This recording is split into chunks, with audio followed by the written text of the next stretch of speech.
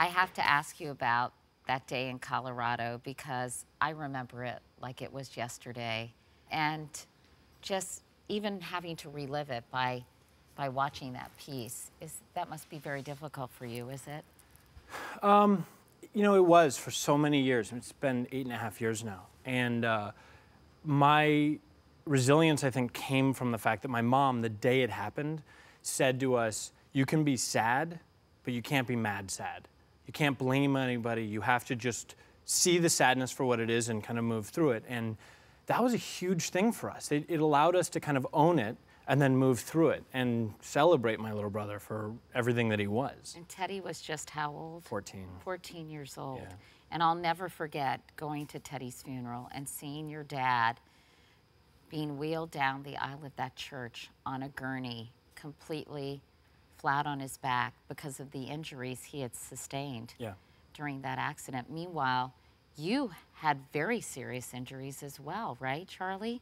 Yeah, it's actually incredible to think about because my father broke 6 vertebrae, 6 ribs, his coccyx, his sternum, you know, everything. I broke my back in 2 places. I was burned up my arm. I ruptured the eyes of my face. And yet, you know, they say the scars heal.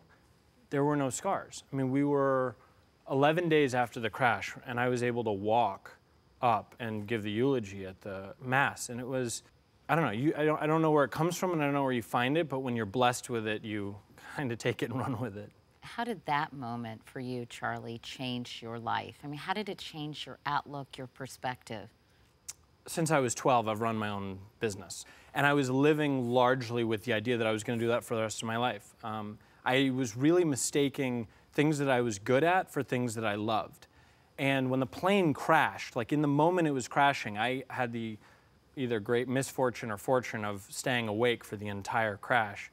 And I was really angry when the plane was crashing, like really angry with God and, you know, why now? Like I'm about to become an adult. I want to do these things. Why now? There are all these things I want to do.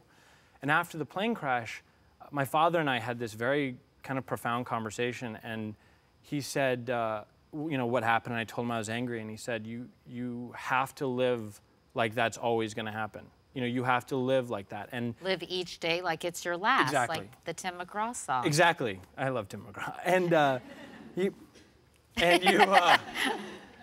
And what changed for me was I stopped living for things that I thought I loved, and I started only living for things that I loved, and storytelling became a big part of that.